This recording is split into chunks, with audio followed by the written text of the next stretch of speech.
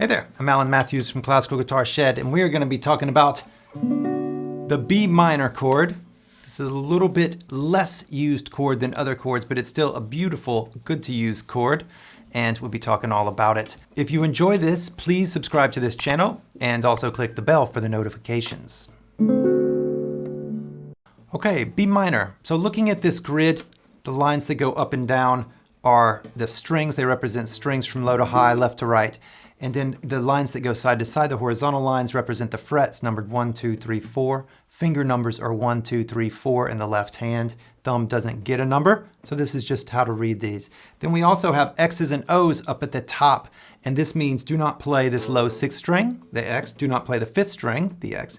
Do play, for this particular version of the B minor chord, do play that open 4th string, and then we have the 3rd finger on the 4th fret of the 3rd string, 2nd finger, 3rd fret of the 2nd string, and the 1st finger on the 2nd fret of the 1st string. So this is our chord here. Now, B minor can be played in a number of different ways. Every chord can. This is the easiest one because normally whenever we play a B minor, we're going to use a bar chord. And so that's a lot more challenging chord. So it's a kind of a 2.0 chord. It's more advanced than just an open position chord. So if you're not yet to bar chords, then this is a B minor that you can still use, and it's lovely. It even has an open string, which is some of the best sounds on the guitar. Use the open strings. So, a couple of tips for playing this chord. One is keep some space in your fingers. In other words, don't clamp your hand right here and then put it down like this. Instead of clamping, which will also bring your thumb up to really high, then give yourself some space. Let this drop down. You don't have to be crazy out here like this or anything like that, but get your thumb behind your fingers in a nice C shape like this. Notice also that my hand is coming out from my forearm in a straight line like this. It's not straight necessarily this way. It's crooked a little bit this way, but it's still coming straight. And that's so that there's no wear and tear on those tendons and ligaments in there. So that would be if you were playing like this with an angle. So we want to avoid extreme angles. So you can get your elbow out if you need to, depending on your hand position. Then your elbow could come out just a little bit, nothing crazy. But that's a couple of tips with those. Now, when you're playing this one,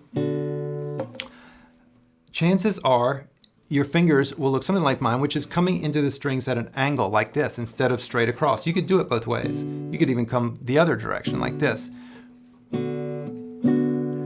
But they may be coming in at a slight angle, especially this first finger will need to be leaning over and on its side a little bit. So that's playing on the side of the finger instead of right directly on the tip like and other fingers that do. So that's just something to consider. One of the things is that you can do is to put your fingers down, glue them there, and then move around and see if you have any, use some freedom of your wrist. This is, if you've never done this before, it's quite a funny and challenging thing to do.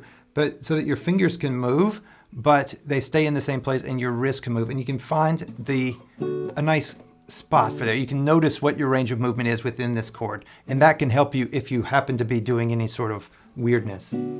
So you can practice in front of a mirror. It's wonderful, and then just keep an eye on these things. The other thing to avoid is putting this part of your hand or this part of your hand, any part of your hand, or the side right here onto the back of the guitar. So we don't want to flatten here. We don't want to clamp on right here. Instead, we can keep some space in the hand and keep the thumb nice and strong in this position. We don't want to crook the thumb like this. We don't want to buckle it too much this way, but we just want it in a nice strong C shape like this. So this is the D minor chord. We only play 4 strings. If you play the other strings, it's not going to sound so good. It's not going to sound good. So really keep it to 4 strings with this particular one. So really quick, let's talk about the bar chord. If you can play a bar chord, then you can put your finger across 5 strings or even all 6. Press it there, kind of roll it back, press and roll it to where you tighten the skins and you're behind the fret. And then the 3rd finger comes down on the 4th fret of the 4th string, and then the pinky comes in on the 4th fret of the 3rd string, and then the 2nd on the 3rd fret of the 2nd string. And then we have that full bar chord. This is a little bit more advanced. You can also kick that low 2nd fret down there. It's an F sharp note. So that is the bar chord. Other chords that you will find with B minor, you don't need to practice back and forth with B minor with every single chord that you know. A couple will be more popular than other ones. D, this will oftentimes be in, you'll find it with D. You may find it with G. So you could find that B minor there. Those are probably going to be the most common as far without going into bar chords. Are probably going to be the G and the D. It's very similar. It shares a couple of notes with the D chord, if you'll notice. It's really just one note different. We changed the hand position, but it's only one note difference. And so we oftentimes see it there. So if you find yourself with a song that's using a B minor, just practice back and forth with the chords in that song, and that'll save you time. And then you can just practice your other stuff more instead of spending your time going between every single chord you know and the B minor. So hope you've enjoyed this little adventure with the B minor chord. Go forth and practice some B minors. And I hope you have enjoyed this video. Please do subscribe to this channel. And I look forward to seeing you again in the future. Good luck. Bye-bye.